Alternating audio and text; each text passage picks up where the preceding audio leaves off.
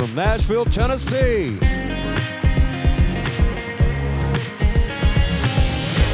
It's the Three.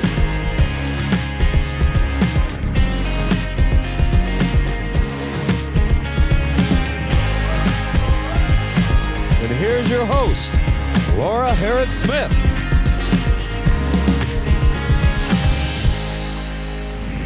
Hi, everybody. I'm Laura Harris-Smith, and welcome to The Three.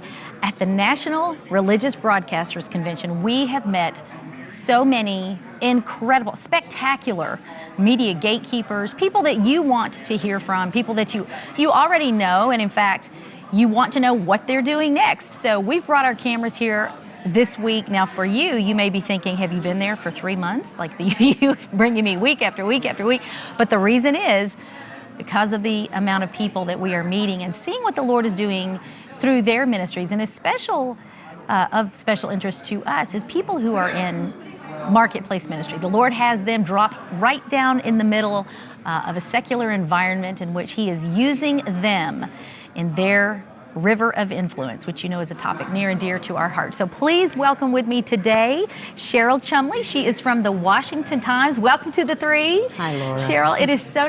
I reached out to you finding out that you were going to be at NRB. I'm so glad that you reached back.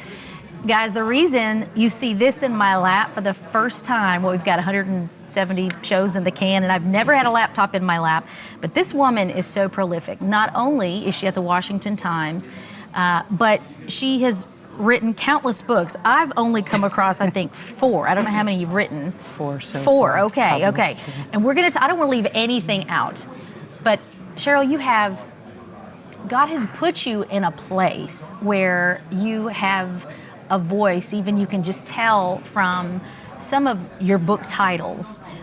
The Devil in D.C., Socialists Don't Sleep, Socialists Don't Sleep, The Socialist Plan to Take Away Your Freedom. Like there's all these things that you write about that resonate with people. But before we get into the books, I want to find out, what do you do at the Times and how did you get there? Right. Thank you so much for having me. It's great to be with you here. Thank you. And my official title is Online Opinion Editor at the Washington Times and host of Bold and Blunt podcasts. So I write commentaries, I write opinion pieces all day long on issues, a variety of issues, politics, culture, just from a Christian conservative perspective. And I do the same with my podcast. And it's interesting you ask how I got there, because this is my dream job. I have spent almost 30 years in journalism, and I've slugged it out at community journalism. Yeah. I've been under attack for some of my pieces that I've reported. I've been fired before. I've had issues all along. It's been a long struggle. And the way I ended up at the Washington Times in this particular position is I was working at the Washington Times in a different position, left, and then an opening came up back in the newsroom, and I reached out to ask about coming back, and they waited a couple weeks before they responded, and then they said, well, we actually have this position open in opinion. Would you like that one? And I was like, that is my dream job. Yes, opinion. I've wanted opinion for going on 20 years, and it's so hard to get into. And it just fell in my lap. And it says that they trust your opinions. Yes. Because it's one thing to have opinions, it's another thing to be opinionated. And then the podcast as well. It's such a blessing to be there, really. That is incredible. All right, so you don't have to name names and go into all that, but I am not surprised at all, knowing what I've read about you, that there were firings, that there was persecution and all of that, right. But just tell me, you've been in journalism for 30 years, what are some of the things, some of the places that you've been, or whatever you want to tell us? I'm always interested in how did you get to where you are? Because there are people watching who think, well, I have a dream job, and right here I'm still stuck on A, and that's like MNOP, Right. How did you get to where you are, and what have you been doing for the last quarter century? I gotta say, aside from talent that God gives you, right, using the talents that God gives you, it's persistence. It's that thing. I've had this sort of mantra in my mind. When people say no, it means not now.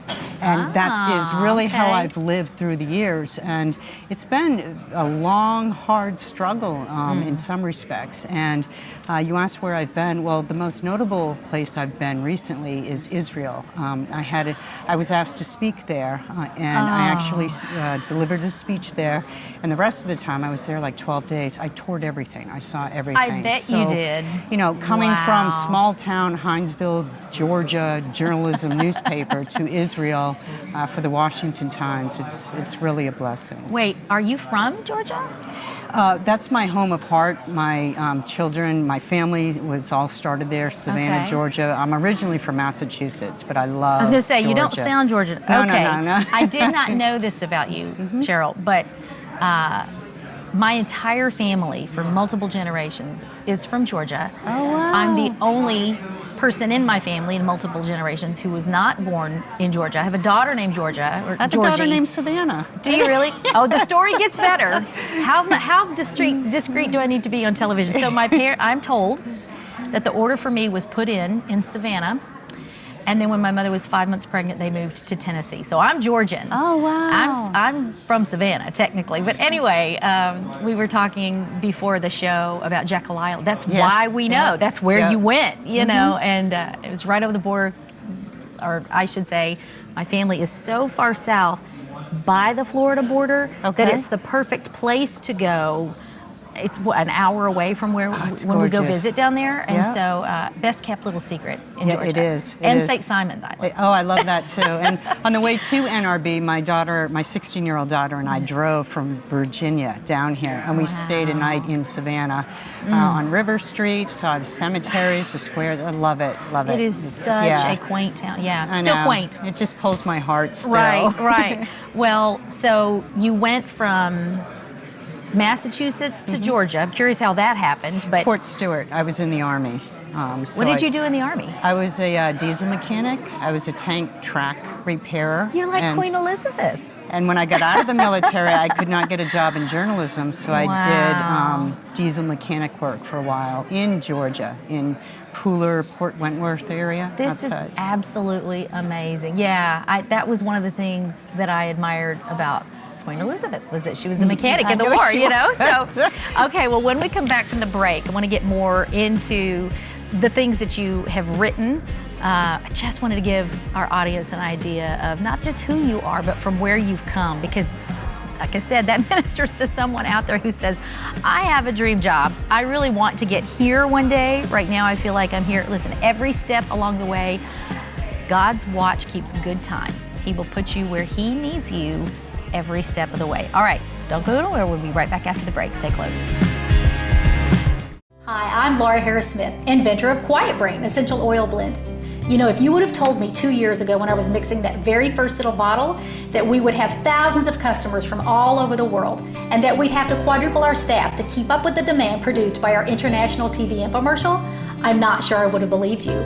And if you told me I'd be hearing regular testimonies of improved sleep, reduced stress, migraine relief, even help with other neurological challenges like seizures, PTSD, tremors, muscle spasms, even anxiety, well, I probably would have cried. And sometimes when I'm reading a Quiet Brain testimony, I do. But if you would have told me 1 year ago when we introduced our Quiet Brain Variety Gift Box that it would become the biggest selling item on our online store at quietbrainoil.com, I would have said, I believe it. The reason is because I created the gift box to be the perfect combination of all of our Quiet Brain products. The oil itself for topical use on the skin that contains only certified pure oils that can cross the blood-brain barrier and bring speedy relief and neurological support. And our aromatherapy line with our Quiet Brain shampoo and conditioner, candles, inhalers, all of which use the nasal passages to gain direct access to the limbic brain, which is the emotional center of the brain. So whether you need to use Quiet Brain topically or aromatherapeutically, the Quiet Brain gift box has everything that you need. And now we've given our gift box an upgrade without increasing the price. It now comes with our satin Quiet Brain Sleep Eye Mask. Just put a few drops of oil on the nose guard and you're on your way to enjoying a good night's sleep. And it all comes packaged in a beautiful gift box and delivered to the destination of your choice or sent to you so you can use it for 7 different gifts or keep a few for yourself. When sold separately, The items in the box are $160, but you're getting it for $135. That's a $25 savings, meaning that you're getting the nasal inhaler and the shampoo and conditioner for free. The Quiet Brain gift box comes with one Whisper Quiet Nightlight diffuser with 16 color options and intermittent mist options, one dropper bottle of Quiet Brain, one Quiet Brain nasal inhaler, one Quiet Brain candle, the satin sleep eye mask, and your healing shampoo and conditioner. And remember, both are color safe, aloe enriched, paraben and sulfate free, loaded with wonderful ingredients like unscented coconut oil, olive oil, sugar beet betaine, and of course the Quiet Brain blend with its 8 essential oils like lavender, frankincense, myrrh, sandalwood, and more. We get repeated testimonies of both being used with great effectiveness during headaches for pain relief. So go to quietbrainoil.com to order. Quiet Brain is a great gift for any time of the year, but especially for seasons like these that bring additional stress. Give the gift of health and peace this year. Give the gift of Quiet Brain.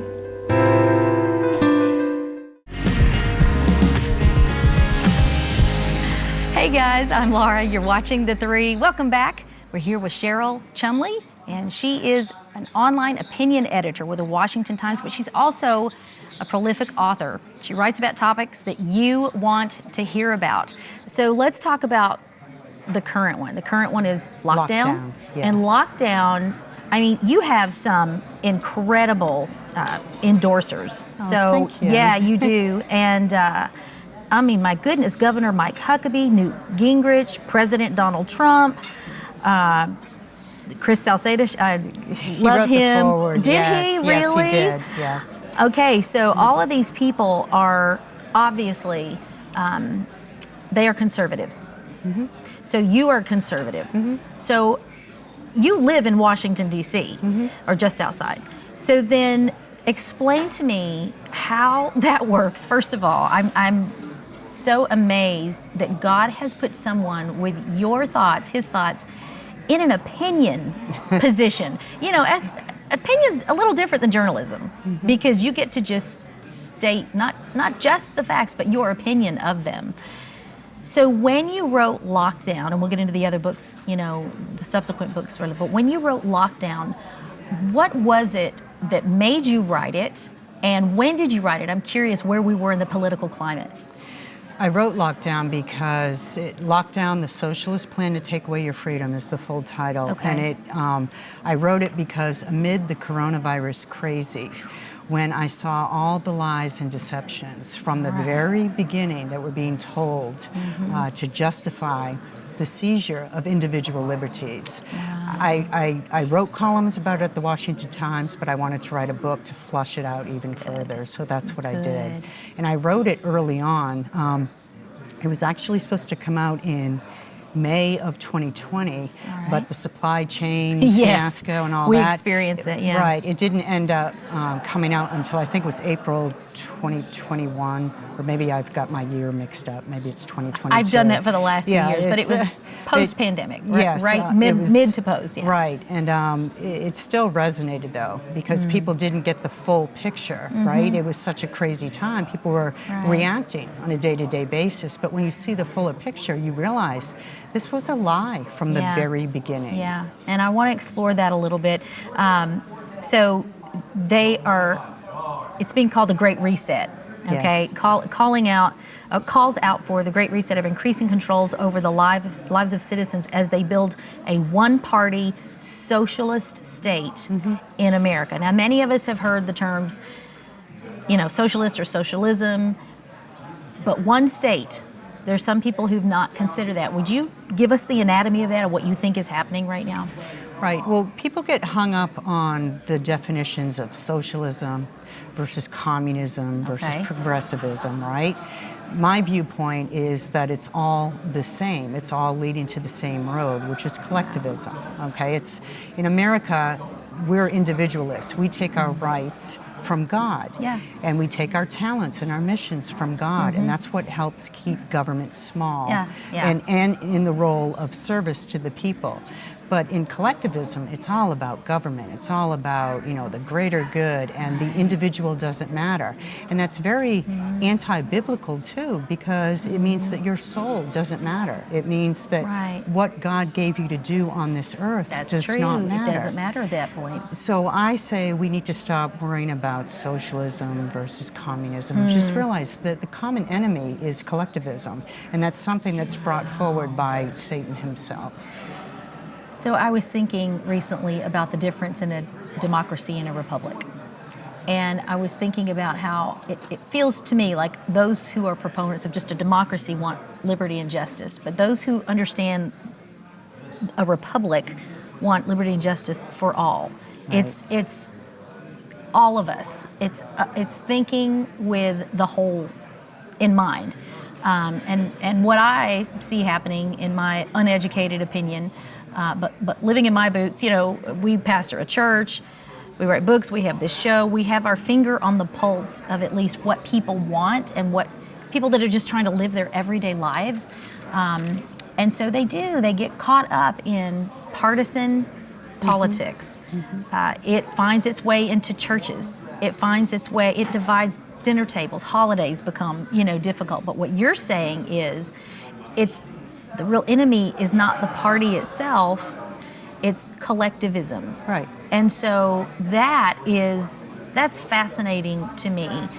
What you're saying then is that government gets bigger. COVID was a part of that, and you can break this down even more, but government was a part of that in gaining their control over the collective country, really. Yes. And trying to make us all do one thing. How successful do you think they were? Very successful, and they're still successful. And it bothers me when I hear people say that, well, we're back to pre-pandemic normalcies, because we aren't. No, we're not. When I look around Northern Virginia, I still see too many people driving around in their cars by themselves wearing face masks. Yes. And you think, why? Why is that? And the one reason is fear, right? Because it was fear that was used to sway and influence not just America but the whole world.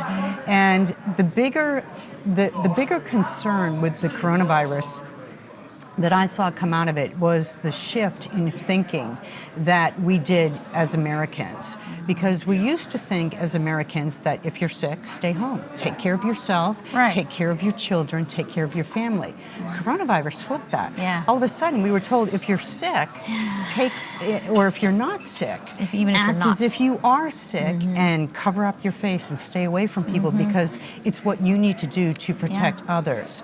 Well, where is God in that equation? Right? It's all about government then, and government telling us how to behave. That is so true. I know, it's happened this week. I've seen people who are by themselves and they're wearing masks. Right. And we are in Florida.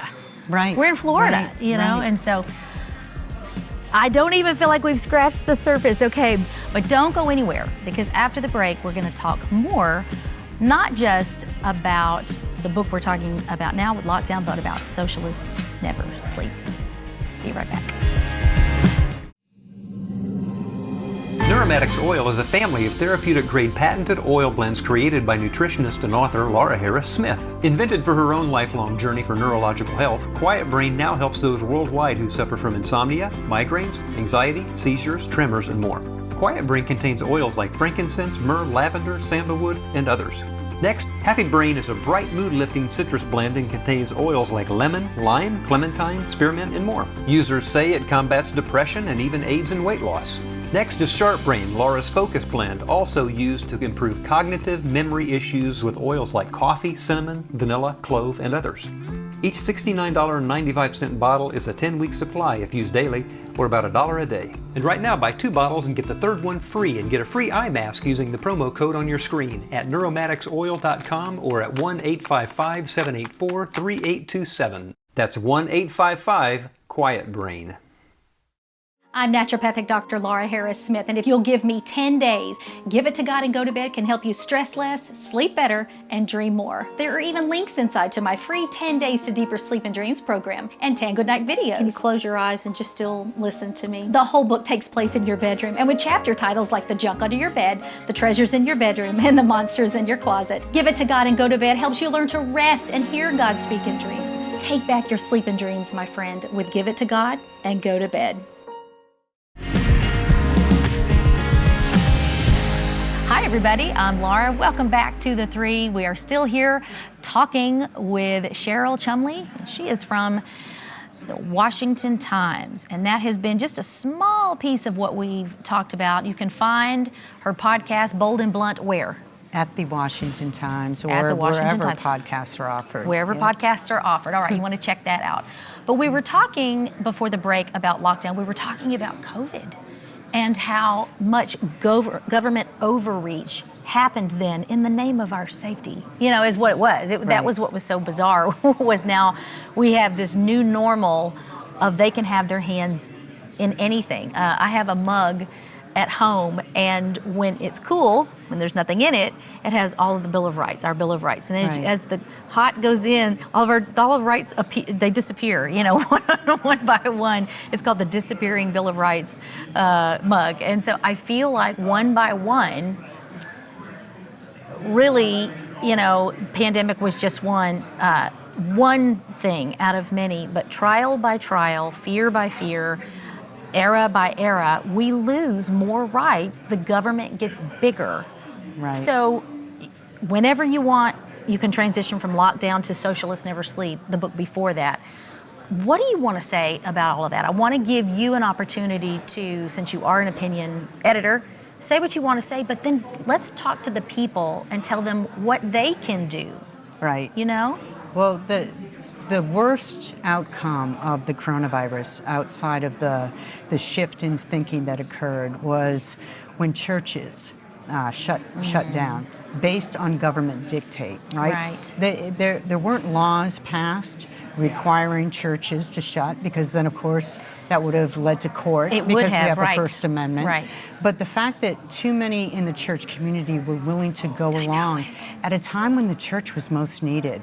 And that really distressed me, because not only did churches, in my viewpoint, neglect some of their duties, it also looks badly on America, in a nation where our rights come from God, and you have churches, the places that represent where people go to worship God, turning aside. So how can you keep intact God-given rights when you don't have a thriving church community? So that was the biggest alarm on COVID for me. Okay, yeah, I agree with that. And of course, we pastor a church in Nashville, Eastgate, and we notice that we are a blue city in a red state. Okay, and so you had our Governor Bill Lee, who was, let's keep churches open if we can, and then we had our mayor who was saying, no, let's be cautious. And we would get on phone calls, conference phone calls with the hundreds, there's over 1,000 churches in Nashville, and the mayor would want to do these calls where he wanted to talk to us. Well, we were all muted. And, he would just say, it's better if you stay apart, be together by staying apart right now, and this kind of thing. Well, so Bill Lee, God bless him, got creative, and he had said food pantries are on the essentials list. Well, many churches have food pantries, and we had just started one because tornadoes had ripped through Middle Tennessee days before the first case of coronavirus was found. So we never had to close. Good. We never had to, we would tell people, you can come to church, but you have to get food first. And okay. So there were ways you could get around things. Stay safe. We had a lot of precautions. We did drive-in church during the thick of that 1 month. I think it was Easter 2020. But I too shared that. Cheryl, churches just didn't step up. In fact, they took a step back. Okay, you can't worship now because the particles in the air when you sing, and we just rolled over and took it. Right, and I heard from a lot of pastors who said that the reason they closed was not so much because of the government ordering them, but they just felt they wanted to keep their congregation safe. And to that I wondered, well, is that really your job, Yeah. or is that God's job, right? Wow. Because it's not a pastor's job to keep you safe, it's a Yeah. pastor's job to preach the word. Right. and to use that as an excuse to shut Yeah. down doors. It's such a search for faith and hope time in America. Yeah. It just Yeah. was really offensive to me as a Christian. Wow, that is well said. That is the way to say it. It was offensive, and we were trying to combat that, but ultimately, you've had this rising tide. It was a fear. You can call it Yeah. whatever you want, but it was fear. So I'm with you on that. And as a naturopath, I kept thinking, well, I do want to keep them safe. It's my job to keep them safe. No. It's my job to see what's happening, which is that as people are staying away, they're depressed. We're hearing calls about their marriages are failing. They were Right. disconnected from the body of Christ, and Right. can't have that happening. So, Right. all right. Well, oh my goodness, that I just could more and more. I could talk more and more about lockdown. It literally is called A Terrifying Story of Not Only the Chaotic Freefall of American Freedoms during the open stages of COVID-19, but also the dangerous growth of government power that continues today. So tell them where to get locked down before we move on. Of course, wherever books are offered, but you can Okay. just go to CherylChumley.com, and all my books are there too. Okay, you see the address on your screen, CherylChumley.com. Check that out. All right, I want to get on to this one. We have talked about, even though it's not about party, Democrat, Republican, socialism, Whig, whatever, it's the collectivism. I have never heard anybody use that term until today. But when we're lumped all in the same category, Right. we lose all of our individual, not just our rights, but our beauties and the things that make us unique. So, this book too, you've had some incredible endorsers on it. And tell us what you feel like is the main message of this book and what people need to come away with. Socialists don't sleep. Yes. Christians must rise or America will fall is the second part of that title, and that's really the takeaway, right? If Christians in America, Judeo-Christian communities in America, had been louder and bolder and prouder about their viewpoints over the last few years, we wouldn't be facing such perilous times right now. Why don't people? Fear again?